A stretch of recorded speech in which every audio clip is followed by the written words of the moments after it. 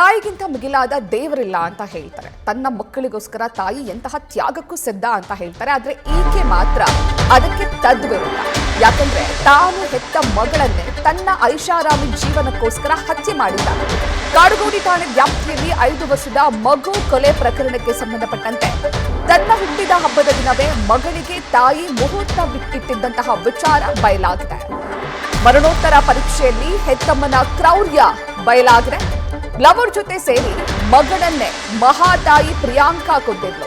Billionaire ಜೊತೆ ಬದುಕೋದಕ್ಕೆ, ಐಷಾರಾಮಿ ಜೀವನವನ್ನ ಮಾಡೋದಕ್ಕೆ ತನ್ನ ಹೆತ್ತ ಮಗಳನ್ನೇ ಈಕೆ ಕೊಲೆ ಮಾಡಿದ್ಲು.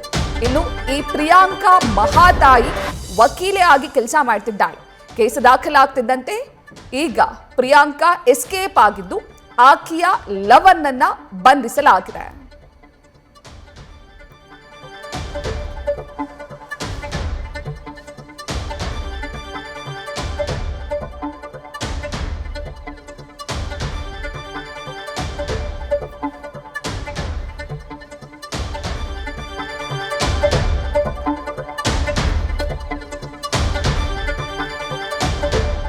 ಪ್ರಿಯಾಂಕಾ ಎನ್ನುವಂತಹ ಮಹಿಳೆಗೆ ಮೊದಲೇ ಮದುವೆಯಾಗಿತ್ತು.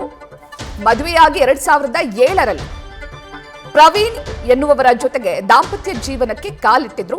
ಈಕೆಗೆ 17 ವರ್ಷದ ಹಾಗೂ 5 ವರ್ಷದ ಇಬ್ಬರು ಹೆಣ್ಮಕ್ಳಿದ್ರು. ಈಕೆಯ ಪತಿ ಒಂದು ಖಾಸಗಿ ಶಾಲೆಯನ್ನ ನಡೆಸ್ತಾ ಇದ್ರು. ಆದ್ರೆ ಈಕೆಗೆ ತನ್ನ ಸ್ಕೂಲ್ ಫ್ರೆಂಡ್ ಮೋಹನ್ ಪರಿಚಯ ಆಗಿತ್ತು. ಮದುವೆಯಾಗಿ ಸುಮಾರು 19 ವರ್ಷಗಳ ನಂತರ ಆತನ ಪರಿಚಯ ಆಗಿತ್ತು. ಆತ ರಿಯಲ್ ಎಸ್ಟೇಟ್ ಫೀಲ್ಡ್ ನಲ್ಲಿ ಕೆಲಸ ಮಾಡ್ತಿದ್ದ. ಹಾಗಾಗಿ ಆತನ ಬಳಿ ತನ್ನ ಗಂಡನಿಗಿಂತ ಹೆಚ್ಚು ಹಣ ಇದೆ. ಆತ ಬಿಲಿಯನೇರ್ ಎನ್ನುವ ಕಾರಣಕ್ಕೆ ಮದುವೆಯಾಗಿ ಇಬ್ಬರು ಹೆಣ್ಣುಮಕ್ಳಿದ್ರು ಕೂಡ ಈ ಪ್ರಿಯಾಂಕಾ ಎನ್ನುವಾಕೆ ತನ್ನ ಫ್ರೆಂಡ್ ಅಂದ್ರೆ ಮೋಹನ್ ಎನ್ನುವಾತನ ಜೊತೆಗೆ ಅಕ್ರಮ ಸಂಬಂಧವನ್ನ ಹೊಂದಿದ್ಲು. ಈ ವಿಚಾರ ಗೊತ್ತಾಗಿ ಪ್ರಿಯಾಂಕಾಳ ಪತಿ ಪ್ರವೀಣ್ ಆಕೆಯನ್ನ ಪ್ರಶ್ನಿಸಿದ್ದ. ಆ ಸಂದರ್ಭದಲ್ಲಿ ತನಗೆ ಡಿವೋರ್ಸ್ ಬೇಕು ಅಂತ ಹೇಳಿ ಗಂಡನಿಂದ ದೂರವಿದ್ಲು.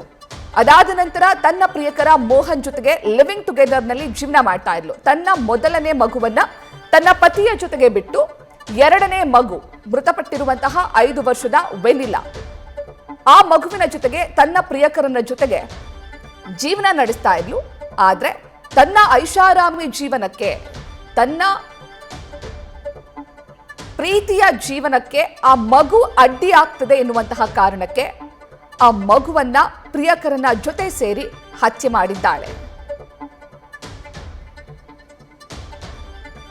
ಇನ್ನು ಕಳೆದ ತಿಂಗಳು 24ನೇ ತಾರೀಕಿನಂದು ಈ ಪ್ರಿಯಾಂಕಾ ತನ್ನ ಬರ್ತ್ಡೇಯನ್ನ ಸೆಲೆಬ್ರೇಟ್ ಮಾಡಿಕೊಂಡಿದ್ಲು. ಹಾಗಾಗಿ ಪ್ರಿಯಾಂಕಾ ಹಾಗೂ ಆಕೆಯ ಲವರ್ ಪ್ರಿಯಕರ ಮೋಹನ್ ಇಬ್ಬರು ಕೂಡ ಹಲವು ಕಡೆ ಸುತ್ತಾಡಿದ್ರು. ಅದಾದ ನಂತರ ಮಾರನೇ ದಿನ ಮಗು ಏಕಾಏಕಿ ಸಾವನ್ನಪ್ಪಿದೆ ಅಂತ ಹೇಳಿದ್ಲು. ಮಗು ಸಾವಿನ ಬಗ್ಗೆ ತನ್ನ ಮೊದಲನೇ ಗಂಡ ಅಂದ್ರೆ ಪ್ರವೀಣ್ಗೆ ಈ ವಿಚಾರ ತಿಳಿದಿತ್ತು. ಹಾಗಾಗಿ ಆ ಮಗುವಿನ ಮರಣೋತ್ತರ ಪರೀಕ್ಷೆಯ ರಿಪೋರ್ಟ್ ಅನ್ನ ಪ್ರವೀಣ್ ತನಗೆ ತಿಳಿದಂತಹ ವೈದ್ಯರಿಗೆ ಕಳುಹಿಸಿದ್ದ.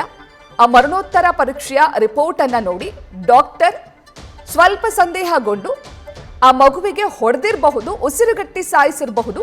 ಹಾಗಾಗಿ ಕೂಡಲೇ ಪೊಲೀಸ್ ಸ್ಟೇಷನ್ಗೆ ಕಂಪ್ಲೇಂಟ್ ಕೊಡಿ ಅಂತ ಹೇಳಿದ್ರು. ಹಾಗಾಗಿ ಪೊಲೀಸ್ ಸ್ಟೇಷನ್ಗೆ ಕಂಪ್ಲೇಂಟ್ ಕೊಂಡ ನಂತರ ಮರಣೋತ್ತರ ಪರೀಕ್ಷೆಯ ಆದ ನಂತರ ತನ್ನ ಹೆತ್ತ ತಾಯಿಯೇ ತನ್ನ ಮಗುವನ್ನ ಕೊಲೆ ಮಾಡಿರುವಂತಹ ವಿಚಾರ ಬೆಳಕಿಗೆ ಬಂದಿದೆ. ಇನ್ನು ಮಗು ಸಾವನ್ನಪ್ಪಿದ ಸಂದರ್ಭದಲ್ಲಿ ಪ್ರಿಯಾಂಕಾ ಹಾಗೂ ಆಕೆಯ ಸಹೋದರ ಇಬ್ರೂ ಸೇರ್ಕೊಂಡು ಹಲವು ಕಥೆಗಳನ್ನ ಕಟ್ಟಿದ್ರು. ರಾತ್ರಿ ಮಗುವಿಗೆ ಬಿರಿಯಾನಿ ತಿನ್ನಿಸಿ ಮಲಗಿಸ್ಬಿಟ್ಟಿದ್ವಿ, ಬೆಳಗ್ಗೆ ಸಾವನ್ನಪ್ಪಿದ್ದಾಳೆ ಎನ್ನುವಂತಹ ಕಥೆಯನ್ನ ಕೂಡ ಹೇಳಿದ್ಲು. ಇವಾಗ ಹೆಚ್ಚಿನ ಮಾಹಿತಿಯನ್ನ ನೀಡ್ತಾರೆ ನಮ್ಮ ಪ್ರತಿನಿಧಿ ಚಂದ್ರಶೇಖರ್. ಘಟನೆಯಾಗಿ ಸುಮಾರು 3 ತಿಂಗಳ ನಂತರ ಆ ಮಗುವನ್ನ ತನ್ನ ಹೆತ್ತ ತಾಯಿಯೇ ಹತ್ಯೆ ಮಾಡಿದ್ದಾಳೆನ್ನುವಂತಹ ವಿಚಾರ, ಮರಣೋತ್ತರ ಪರೀಕ್ಷೆಯಲ್ಲಿ ಏನೆಲ್ಲ ವಿಚಾರಗಳು ಬಹಿರಂಗವಾಗಿದೆ, ಪೊಲೀಸರು ಹೇಳ್ತಿರೋದೇನು ಈ ಪ್ರಕರಣಕ್ಕೆ ಸಂಬಂಧಪಟ್ಟಂತೆ? ಖಂಡಿತವಾಗ್ಲೂ ಪ್ರತೀಕ್ಷಾ, ಏನು ಈ ಒಂದು ಪ್ರಕರಣಕ್ಕೆ ಸಂಬಂಧಪಟ್ಟಂತೆ 5 ವರ್ಷದ ಒಂದು ಮಗುವನ್ನ ತಾಯಿ ಜೊತೆಗೆ ಆಕೆಯ ಪ್ರಿಯಕರ ಸೇರಿ ಕೊಲೆ ಮಾಡಿರುವಂತಹದ್ದು ಅನ್ನುವಂತಹದ್ದು ಮೇಲ್ನೋಟಕ್ಕೆ ಎಲ್ಲೊಂದು ಕಡೆ ಬಯಲಾಗಿರುವಂತಹದ್ದು.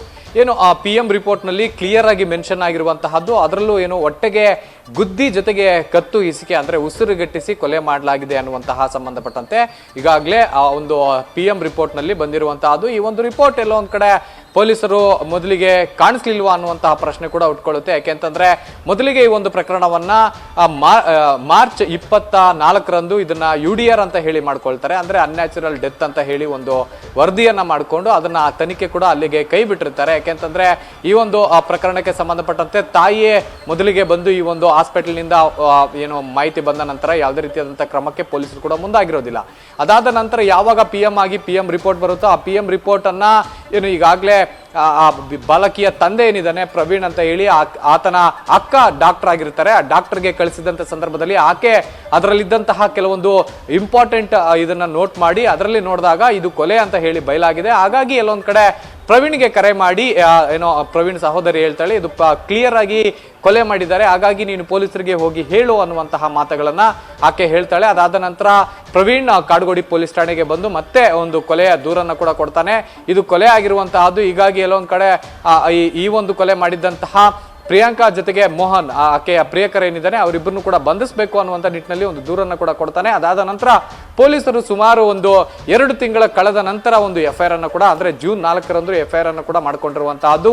ಈಗಾಗಲೇ ಈ ಒಂದು ಪ್ರಕರಣಕ್ಕೆ ಸಂಬಂಧಪಟ್ಟಂತೆ ಯಾವ ರೀತಿಯಾಗಿ ಒಂದು ಸಾಕ್ಷಿ ನಾಶವನ್ನ ಮಾಡಬೇಕು ಅದೆಲ್ಲವನ್ನು ಕೂಡ ಈ ಆರೋಪಿಗಳು ಮಾಡಿದ್ದಾರೆ ಅಂತಂದ್ರೆ ತಪ್ಪಾಗಲ್ಲ. ಯಾಕೆಂತಂದ್ರೆ ಈಗಾಗಲೇ ಮೋಹನ್ ಅನ್ನ ಬಂಧಿಸಿರುವಂತಹ ಪೊಲೀಸರು ಆತ ಏನು ಇನ್ಸಿಡೆಂಟ್ ಆದಂತಹ ಸಂದರ್ಭದಲ್ಲಿ ಧರಿಸಿದ್ದಂತಹ ಬಟ್ಟೆಗಳು ಜೊತೆಗೆ ಆ ಮಗು ಕೊಲೆ ಆದಂತಹ ಸಂದರ್ಭದಲ್ಲಿ ಧರಿಸಿದಂತಹ ಬಟ್ಟೆಗಳನ್ನ ಕೇಳಿದ್ದಾರೆ. ಆದ್ರೆ ಆ ಬಟ್ಟೆಗಳನ್ನ ಈಗಾಗಲೇ ವಾಶ್ ಮಾಡಲಾಗಿದೆ, ಯಾವ ಬಟ್ಟೆ ಅನ್ನುವಂತಹದ್ದು ಕೂಡ ಗೊತ್ತಿಲ್ಲ ಅನ್ನುವಂತಹ ಮಾಹಿತಿಯನ್ನು ಕೊಟ್ಟಿರುವಂತಹದ್ದು.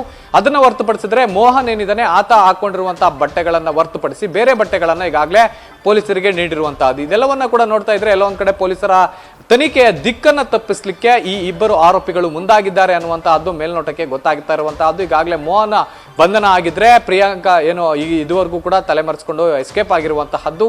ಎಲ್ಲೊಂದ್ ಕಡೆ ಈ ಒಂದು ಪ್ರಕರಣಕ್ಕೆ ಸಂಬಂಧಪಟ್ಟಂತೆ ತನ್ನ ಏನು ಬಾಲಕಿಯ ತಂದೆ ಪ್ರವೀಣ್ ಏನಿದ್ದಾನೆ ಆತನ ಸತತ 2-3 ತಿಂಗಳ ಒಂದು ಹೋರಾಟವೇ ಈ ಒಂದು FIR ಆಗಿದೆ ಅಂತಂದ್ರೆ ತಪ್ಪಾಗಲ್ಲ. ತನಿಖೆ ಕೂಡ ಇನ್ನು ಸದ್ಯಕ್ಕೆ ಏನು ಆ ತನಿಖೆ ಒಂದು ಯಾವುದೇ ರೀತಿಯಲ್ಲಿ ಪ್ರಗತಿ ಕಂಡಿಲ್ಲ.